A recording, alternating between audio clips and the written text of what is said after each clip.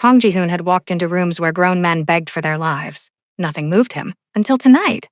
He pushed open the east wing door of his mother's Long Island estate and heard a sound that didn't belong in that house. A cry, newborn small, then another. Then a third, 3 cribs, 3 infants, and standing behind them, calm as marble, was the woman he had signed out of America 9 months ago, Amara Bennett, his ex-wife. Now do the math. He deported her 9 months ago. These babies are newborns. She was already pregnant when he signed those papers. What shattered him wasn't the babies. It was his mother. Madam Kang Haiwan stood beside Amara, not behind her son. When Ji-hoon opened his mouth, her voice hit the room like a verdict. Don't speak to me. You deported her. I hid your bloodline. If you love stories where powerful men are forced to earn what they thought they owned, subscribe to Aurora Love Saga and hit the bell. Drop a comment with your city and 1 word for what you're feeling. The woman who engineered this just pulled into the driveway, and she doesn't know Amara is alive. Let's rewind 6 minutes. Kang Ji-hoon, 34 years old, heir to the Kang Syndicate, controller of half the private financial corridors running through New York and New Jersey, arrived at his mother's Sands Point estate on a Tuesday evening in early October. His driver, Daniel, opened the rear door of the black Mercedes. His security swept the perimeter. Everything was choreographed, rehearsed, predictable. He was here for a quarterly family review. That's what his mother's assistant had called it. Routine, tea and paperwork. But the moment he crossed the marble foyer, something felt off. The staff wouldn't meet his eyes. Not one housekeeper, not one guard. Every single person in that house looked at the floor when he walked past. And if you've ever been around people who fear power, you know what that silence means. It means they know something you don't. He passed a hallway table where fresh wildflowers sat in a vase. Anemones and white cosmos. The kind his mother never kept, because she preferred orchids, a small detail, the kind most people would miss. But Ji-hoon had survived 34 years in a world where missing small details got people killed. Something in this house had changed. Not the furniture, not the lighting, the energy. So he didn't knock on the east wing door. Men like him don't knock. He pushed it open, stepped inside, and his entire world restructured itself in under 6 seconds. 3 cribs, white linen, the soft hum of a baby monitor, the faint warm scent of baby powder mixed with something floral, cocoa butter and lavender, a scent he hadn't smelled in 9 months, a scent he had once loved waking up to, a scent that used to cling to his pillows long after Amara left the bed, the kind of scent that lived in the walls of memory and ambushed you when your guard was down. Amara stood near the window, her back partially turned. She wasn't pacing, she wasn't anxious. She was folding a small blanket with the quiet efficiency of a woman who'd been doing this for weeks. Alone. She'd lost weight since he last saw her, her collarbone sharper, her frame leaner, but she stood with the kind of posture that didn't come from comfort. It came from surviving without any. She didn't look up when he entered. She didn't flinch. And that, more than the babies, more than the impossible logistics, told Ji-hoon he had already lost something he couldn't buy back, because Amara Bennett used to look at him like he was the safest place in the world. She used to reach for his hand across dinner tables in restaurants where no one else looked like her. Her grip would say, I chose this, I chose you. He remembered their wedding. A small private ceremony on Jeju Island 3 years ago. White magnolias. His mother and Amara's cousin Tasha as the only witnesses. Amara's hands had shaken when she held the flowers, and his eyes hadn't left her face for the entire ceremony. That woman was gone now. She looked at him like he was a stranger standing too close to her children. His mother sat in a high-backed chair near the nursery entrance. 62 years old, Madam Kang Haiwan. She had buried a husband who tried to sideline her from the family's legal holdings 2 years before his death, and she had outlasted him with such precision that by the time he was in the ground, every document bore her name. She had survived 2 syndicate restructurings, 3 attempted coups from rival factions, and held control of the Kang family's legitimate empire for 3 decades, not through charm, through an iron understanding of one principle. Blood is not loyalty, behavior is. Tonight she wore a dark navy hanbok with silver embroidery, her posture straighter than the walls around her. A cup of boricha, roasted barley tea, sat untouched on the lacquered table beside her, still steaming. She had been waiting, not nervously, the way a chess player waits after placing a decisive piece. Ji-hoon turned to her. His jaw was tight. His voice dropped to that low, dangerous register that made grown men step backward. Iyama Seolmyong Hejuseo. Mother, explain this to me. He spoke Korean because honorifics were the last weapon he still had with her, the only language that still required her to acknowledge him as her son before her opponent. She replied in English, deliberate, pointed, because Amara was standing there, and Madam Kang had already chosen a side. 9 months ago, she said, you put your pregnant wife on a plane. You didn't investigate, you didn't verify. You signed what that woman beside you told you to sign, and you erased the mother of your heirs like she was a line item in a contract. Ji-hoon's fist clenched at his side. I didn't know she was. That is exactly the point. Silence. The kind that has weight. A man who controls an empire, Madam Kang continued, should at minimum control his own information. You failed, so I corrected it. Let me pause here and tell you something about Korean family power that outsiders often misunderstand. In elite Korean households, especially ones tied to old money or syndicate influence, the matriarch is not decorative. She is the root system. She controls inheritance lines, marriage approvals, medical records, legal trusts. She is the person who decides which grandchild carries the family seal. The men sit at the head of the table, but the women built the table, and in the Kang family, Haiwan didn't just build the table. She owned the room it sat in. So when Madam Kang says, I corrected it, she doesn't mean she offered emotional support. She means she activated a network. She means she moved legal pieces across continents. She means she chose Amara over her own son's decisions. And that is not forgiveness, that is strategy. But Ji-hoon wasn't ready to hear that, not yet, because he was still staring at Amara, and she still hadn't looked at him. The smallest baby, the girl, made a soft sound in her sleep. Amara crossed to the crib without thinking, smoothed the blanket, hummed something low. Her hand never trembled. Ji-hoon watched her, the way her body knew exactly what each child needed before they asked. He had never seen her this complete, and he had never felt this far away. Now, I know what you're thinking. How did Amara even get back into America? How did a deported woman end up inside the most protected estate in Sands Point, surrounded by Kang security and a private medical suite? We'll get there, but first, you need to understand what happened 9 months ago at JFK Terminal 4. Because the deportation wasn't a mistake, it was engineered. And the woman who engineered it just pulled into the driveway. To understand how Amara Bennett ended up in a deportation corridor at JFK with a wedding ring she was about to give back, you need to know how Yoon Seo Yeon entered Ji-hoon's world. She didn't stumble in by accident. 18 months before the deportation, she appeared at a fundraising gala at the Metropolitan Museum of Art.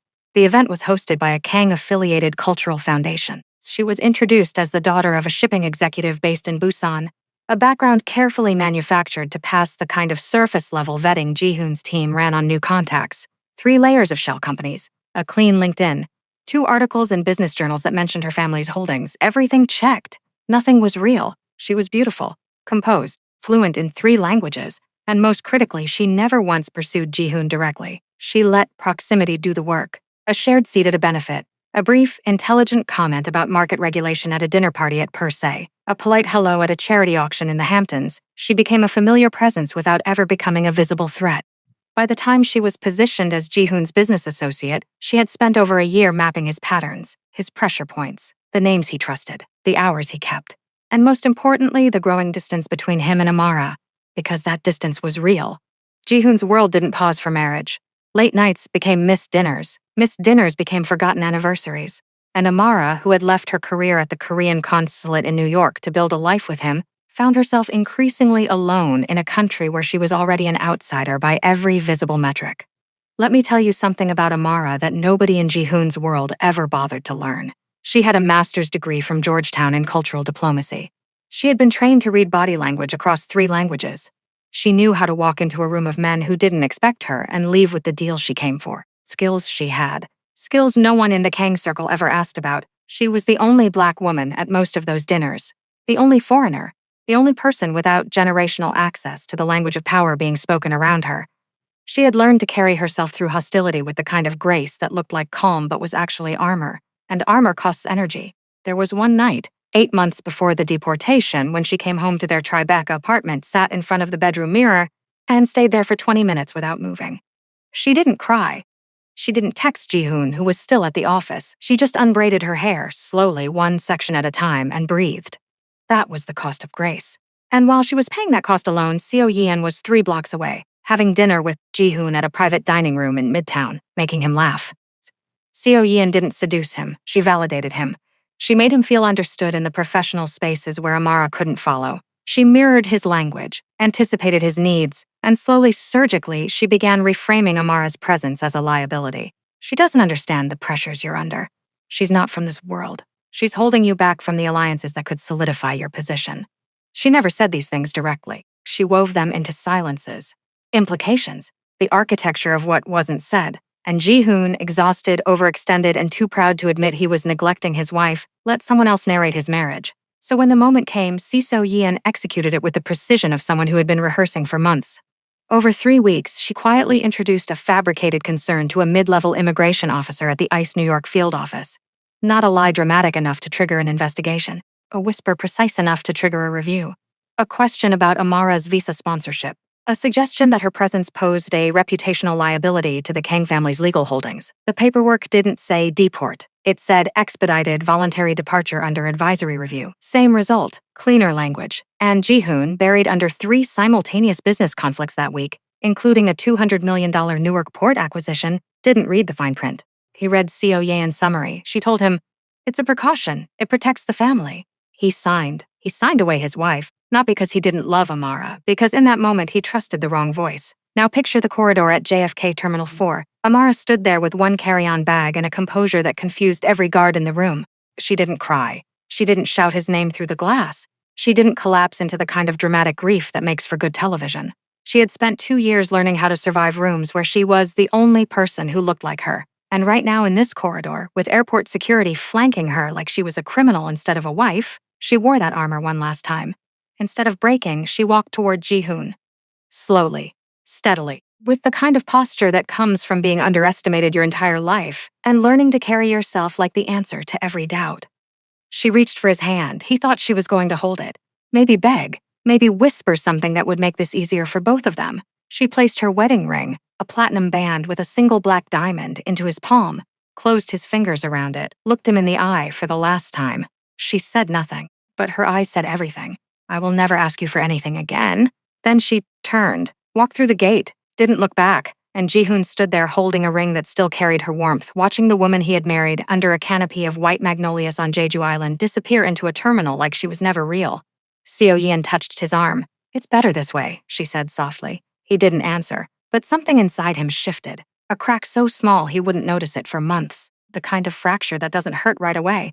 It just weakens the foundation quietly, slowly, until everything built on top of it comes down, and everything was about to come down. Because what Ji-hoon didn't know, what nobody in that airport knew, was that Amara wasn't traveling alone. She was 6 weeks pregnant. The next ultrasound was going to reveal something that would change entire Kang bloodline. 6 weeks after the deportation. A clinic in Northeast DC. Not the kind with marble floors and complimentary sparkling water. The kind with fluorescent lights, plastic chairs, and a receptionist who called your name twice because the waiting room was too loud. Amara had arrived in DC with almost nothing. The bank accounts she'd shared with Ji-hoon were frozen within days of her departure, not by him. By Seo Yeon's quiet maneuvering through the Kang financial office. The Tribeca apartment had been sublet. Her professional contacts in New York were useless from this side of her own grief. She moved into her cousin's spare bedroom in Anacostia, Tasha Bennett, 34, ICU nurse at MedStar Washington Hospital, single mom to a 7-year-old daughter named Amani, the only person Amara trusted without conditions. Tasha gave her the back bedroom, a mattress on the floor, a quilt their grandmother had stitched in Mississippi 40 years ago. She said one thing the night Amara arrived. "You stay as long as you need. We don't talk about him unless you bring him up." That was their grandmother's rule. Family doesn't ask, family stays. Amara had come to the clinic expecting confirmation of a single pregnancy. The ultrasound technician moved the wand across her stomach, paused, moved it again, then looked at Amara with an expression that was half awe and half concern. "Ms. Bennett, you're carrying 3. Amara blinked. "3 what?" "3 babies. Triplets." The room didn't spin, the walls didn't close in. Amara processed it the way she processed everything. Quietly, completely, with immediate strategic clarity. 3 children tied to the Kang bloodline. 3 potential heirs. 3 tiny lives that, if discovered by the wrong people, wouldn't be seen as babies. They'd be seen as leverage. In that sterile clinic room, Amara made a decision that would define the next 9 months of her life. No one could know. Not Ji-hoon, not his associates, not even her own family beyond what was absolutely necessary. Because the Kang world didn't operate on love. It operated on assets. She went dark, changed her phone number, used Tasha's address, saw a midwife who took cash. The nausea didn't last weeks, it lasted months. The weight pressed against her spine like a sentence. Nights, when she lay awake wondering if her body could even survive delivering 3 children without the medical infrastructure she would have had in New York. All of it, alone. There was one night, 8 months in, that almost broke her. Tuesday, Tasha was working a double shift. Amani was asleep. Amara filled the tub with warm water and lowered herself in slowly because her body didn't bend the way it used to. She placed both hands on her belly, and for the first time in 9 months, she let herself speak to her children out loud. "I don't know if I can do this." Her voice cracked on the second word. "I don't know if my body can carry all 3 of you to the end. I don't know if I can keep you safe in a country that didn't want your mother. I'm sorry I'm not stronger right now," she cried without making a sound. The water went cold. She didn't move. When Tasha came home at 6 in the morning, still in scrubs, and found Amara still in that tub, she didn't ask questions. She drained the cold water, wrapped Amara in a towel, sat her down at the kitchen table, and braided her hair from scratch slowly the way their mothers used to braid theirs on Sunday afternoons. When she finished, she said only this, "Cousin, you don't have to be a fortress in your own home." Amara didn't answer, but she leaned her head against Tasha's shoulder, and for the first time in 9 months, she let someone hold her up. Now, there was one object Amara had kept that she hated herself for not throwing away, an onyx pendant, black stone, thin silver chain. Ji-hoon had given it to her on their first anniversary. Walked into a jeweler's shop in Manhattan, Koreatown himself, no assistant, no catalog, because the black stone reminded him of her eyes when she laughed. She almost threw it out 14 times, held it over trash cans, held it over the Potomac from Key Bridge. Something stopped her. In the 6th month, she discovered why. The pendant had a micro-engraved code on the clasp. A Kang family emergency frequency. Not a phone number, not an address. A signal, the kind that reaches one person directly, not Ji-hoon, his mother. When Madame Kang Hai-won received the signal, she didn't panic. She poured a cup of boricha. Sat in her study at Sands Point, the one with floor-to-ceiling windows overlooking the garden where her late husband's pine trees still grew in perfect rows. She thought for exactly 40 minutes. She thought about Amara, the woman who had walked into her home 3 years ago, nervous but unbroken, wearing a dress that didn't quite fit the occasion but standing like it did. She remembered the first month of the marriage when Amara had served her tea with one hand instead of two, a small mistake. Madame Kang said nothing then, just took the cup. That night, she called the household manager. She has no one to teach her, show her quietly. That was Madame Kang accepting her, not in words, in infrastructure. Now she made 3 calls. The first to a private immigration attorney who specialized in quiet reentries through diplomatic corridors. The second to her personal physician who would oversee a high-risk triplet delivery inside the mansion's medical suite. The third to her head of household security. One instruction. No one enters the East Wing without my voice authorization, including my son. Within 72 hours, Amara was on a private medical transport from Reagan National to a private airfield on Long Island. Tasha drove her to the gate. At the curb, she said, "You call me when those babies come." Then quieter and cousin, don't let those people make you small. That first night in the East Wing, Amara sat on the silk-sheeted bed for the first time in 8 months, touched the fabric, and let out a small surprised laugh. Not happy, not sad, just the sound of being held by something other than her own arms after far too long. Madame Kang visited every evening. Not to check the pregnancy, not to discuss strategy. She came with food, doenjang jjigae, hobak juk, warm rice porridge. She sat beside the bed and said almost nothing. One night, Amara broke the silence. "Why? You didn't approve of me when we married." Madame Kang set down her embroidery. "I didn't approve of the timing. I never disapproved of you. There is a difference. And the woman carrying my grandchildren will not do so on a mattress on the floor in a country that discarded her." Amara let that sentence in, carefully, the way you open a door when you're not sure what's on the other side. She gave birth on a Thursday night. 2 boys, 1 girl, healthy, screaming, alive. The girl was breech. The medical team worked for 47 minutes to stabilize her. By midnight, all 3 were swaddled and breathing on their own, and for the first time in 9 months, Amara cried. Not from sadness. From the overwhelming relief of knowing her children had been born inside walls no one could breach. Not even their father. Back to the present, the East Wing. Ji-hoon hadn't moved in 4 minutes. For a man who made decisions worth hundreds of millions of dollars in under 30 seconds, 4 minutes of silence was a geological event. He stared at the triplets, 2 boys. 1 girl, their tiny fists curled, their breathing synchronized in that impossibly perfect rhythm only newborns have. They looked like him, the jawline already visible even in infancy, the slight downward curve of the brow. The older boy had his ears. The younger boy had the exact shape of his hands, long fingers, broad palms, but they had Amara's skin. Rich, deep brown, luminous, even under the soft nursery light, and the way the girl's hand rested on her chest, palm open, fingers relaxed, was so unmistakably Amara that it hit him harder than any confrontation he had ever survived. These were his children, and he had never held them. He didn't know their birth weights, their blood types, their feeding schedules.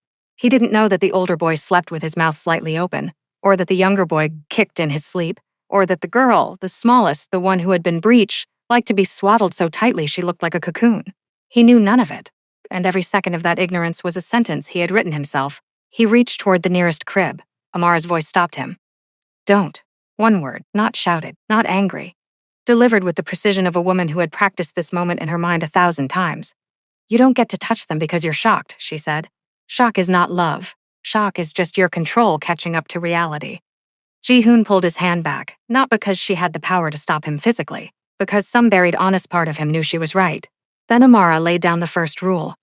You can see them under your mother's supervision, 30 minutes once a day. You don't hold them until I say so. You don't name them. You don't register them. You don't tell anyone they exist until the legal protections are finalized. She paused. Phase 1. Supervised access. Earned, not assumed. Jihoon's jaw tightened. They're my children. They're my children, Amara corrected. I carried them. I hid them. I kept them alive when you didn't even know they existed. Biology doesn't make you a father. Presence does. And you haven't been present for a single second of their lives. Madame Kang didn't intervene. She had told Amara weeks ago, when he finds out he will try to claim them with authority. Let him. Then show him that authority is not the currency in this room. A phone buzzed. Jihoon's chief of security, calling from the gate. Sir, Miss Yoon Seo-yeon is here. She says she has an appointment with your mother. Jihoon looked at his mother. Madame Kang's expression didn't change. But something in her eyes, something cold, something prepared, told him this was also part of the plan. Let her in. The room temperature dropped 10 degrees. Yoon Seo-yeon entered the mansion like she owned its future, heels on marble, white designer bag. Hair pulled back in the kind of sleek perfection that takes 2 hours and is engineered to look effortless. She had heard something. She didn't know what yet, but she could feel her position shifting, the way an animal senses atmospheric pressure before a storm. One of her contacts inside the Kang administrative office had mentioned unusual legal filings. Another had noted increased security around the East Wing. When she walked into the East Wing and saw Amara, alive, calm, standing next to 3 cribs, Saposia cracked, a microfracture in her expression, barely visible. But Amara saw it. Because Amara had been trained at Georgetown to read body language across 3 languages, in 2 seconds, she cataloged everything. Left hand tightening on the bag strap, tension, breath holding for half a beat, shock, pupils contracting, recalibration, lower lip twitching once suppressed, anger. Amara had tried to warn Jihoon about Seo-yeon during the first year of her marriage. She had read this exact woman from across a fundraiser ballroom and told her husband she doesn't move like a friend. He hadn't listened. He was about to learn what that cost. What is she doing here? Seo-yeon's voice was perfectly modulated. Concerned, not threatened, strategic. She lives here, Madame Kang said. Seo-yeon turned to Jihoon. You knew about this? He just found out, Amara said. To the room, not to her, about 30 minutes ago. Same as you. Seo-yeon shifted tactics. She moved closer to Jihoon, lowering her voice. She's trying to trap you. 3 children hidden from you for months? This is manipulation, Jihoon.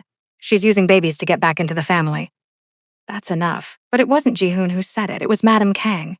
The matriarch stood, and when Kang Hai-won stood in her own house, the room rearranged itself around her. You will not rewrite what happened inside my walls. I brought Amara here. I authorized the medical care. I documented the births. These are my grandchildren, and their legal standing is already being processed through my attorneys. Seo-yeon's eyes widened. The inheritance claim was already moving. You can't do this without Jihoon's approval. I just did. Silence. Seo-yeon didn't panic. She recalculated. She left the East Wing without another word. Most people would have called that her defeat. It wasn't. 11 o'clock that night. A traditional tea house in Flushing, Queens. A long-held Kang property. Madame Kang sat across a low-lacquered table from director Shin Myung-ho, 58 years old, former Kang-aligned financial strategist. Once passed over for senior leadership when Jihoon's father was still alive. 30 years of patient resentment calcified into something lethal. Amber light from a paper lantern. Sencha poured by Shin himself with both hands the old way. She came alone, one bodyguard outside the door. Hai-won sis, Shin said softly. 3 children complicate everything. I respect your decisions. But there are factions inside the family who will see them as instability. A quiet arrangement, the children move to neutral guardianship while the trust is sealed, would protect everyone. Madame Kang answered in Korean without smiling. You are suggesting I hand my grandchildren to factions. I am suggesting protection alone is risky. I could be an ally. She placed her cup down. 30 years ago, you wanted my husband's seat. Now you want my grandchildren's trust. Aren't you tired, Shin Young-ho? She stood. At the door, she turned. You arrived earlier than you planned tonight. That was your first mistake. There will be a second. She walked out into the Queen's night. The car door closed. She picked up her phone and called Jihoon's private intelligence chief. Build a dossier on Yoon Seo-yeon. 3 years deep. Send it to my son before sunrise. Sunrise, Manhattan, 47th floor. Jihoon hadn't slept in 41 hours. On his desk sat 3 things. A paternity report positive all 3 children his. A legal brief from his mother's attorneys. And a thin, unmarked dossier from his private intelligence chief, with 1 sentence on the cover. Read this before you see Yoon Seo-yeon again. He opened it, and for the second time in a week, his world collapsed. Yoon Seo-yeon was not a socialite who happened to fall into his orbit. Her brother Yoon Tae-jun had been a mid-level operative in a rival syndicate, killed 3 years ago during a territory negotiation. The official story said he was caught in crossfire triggered by Kang-aligned enforcers. Seo Yan had believed Ji-hoon ordered it, so she spent years engineering proximity, mapping his patterns, building the kind of trust that doesn't come from attraction. It comes from surveillance. Her mission was systematic: isolate him from his wife, remove his heirs, destroy his reputation from the inside. The deportation of Amara wasn't jealousy. It was phase 2 of a 3-phase destruction plan. Ji-hoon sat with this for a long time. His hands didn't shake, but something behind his eyes shifted from rage into grief, because the truth was that he had chosen to be manipulated. He had welcomed Seo Yeon's voice because it was easier than listening to the silence Amara left behind. He paid the price in pieces. He killed the $200 million Newark port acquisition. A senior Korean advisor told him, in front of 3 other men, that he was a son who shames his father. Ji-hoon walked out without responding. That night alone, he knelt before the ancestor altar in the private room at Sands Point, lit incense, pressed his forehead to the floor 3 times, and spoke to his grandfather, the founder of the syndicate, in Korean. Harabi Oji, Jega Jal Mohesimnida, Jega Iduril Jikiji Mohesimnida. Grandfather, I have failed. I did not protect my children. He stayed on that floor for an hour. 2 days later, he came to the East Wing with empty hands. No phone, no briefcase. Just a small bag containing 3 handmade pajagi blankets from an artisan in Manhattan, Koreatown. He changed into indoor slippers at the door. No one asked him to. Madam Kang nodded once. He sat in a chair near the cribs, watched the babies breathe for 28 minutes without speaking. When the smallest, the girl, made a sound in her sleep, his entire body leaned forward instinctively, then stopped. He looked at Amara. Can I stay 2 more minutes? Amara looked at the clock, then at him. For the first time in 9 months, she saw something in his eyes that wasn't control. It was asking 2 minutes.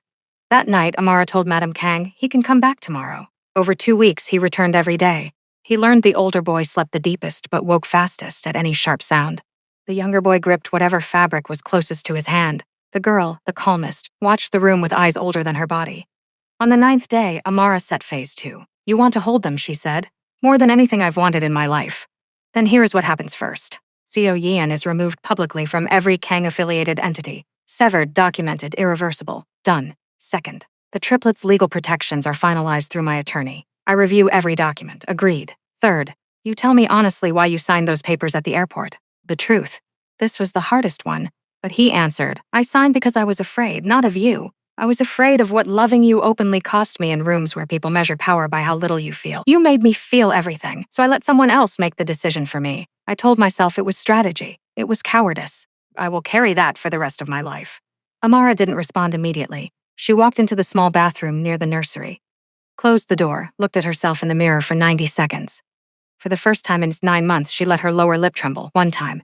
Then she splashed cold water on her face, walked back out, crossed to the smallest crib, picked up the girl, and placed her in Ji-hoon's arms.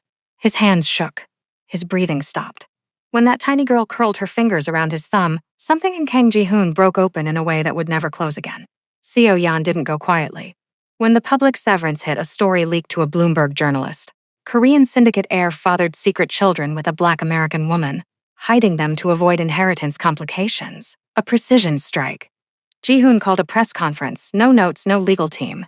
I have 3 children. They are my heirs. Their mother is under the full protection of the Kang family. I publicly acknowledge that I failed the woman who gave me these children. I am earning the right to be in her presence again. I do not expect forgiveness. I expect to be held accountable.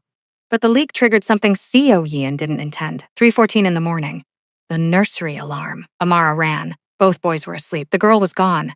A new service worker planted 3 weeks earlier had vanished. The window was open. A text came to Ji-hoon's phone from an unknown number. You have 47 minutes to come alone to the Flushing Tea House. No security, no phone, or I do not return what you've never held. 47, the exact number of minutes the medical team had worked to save the girl at her birth. Shin had been inside the family deeper than anyone knew. Amara's eyes didn't cry. They asked him one thing. Bring her back. I don't care how. He went alone. No weapon. No security. Because if he brought men, Shin would kill the girl before he reached the door. 3:47 a.m. The tea house. Shin sat with the baby on his lap. She slept against his chest, calm. He held a cup of tea. Sign the transfer of operational control to me. 90 days. Your daughter goes home. Ji-hoon didn't negotiate. I'll give you anything. Just give her to me first. Shin smiled. That is the first time you've ever spoken like your father truly. Pity it's too late. Madam Kang walked through the back door. No one had called her. With her 2 trusted bodyguards, and Seo Yeon wired. The Bloomberg leak hadn't come from Seo Yeon. Shin had set her up as cover. When she realized, she went to Madam Kang. Madame Kang gave her one path back, wear the wire, trap him on record. Shin was arrested at the table.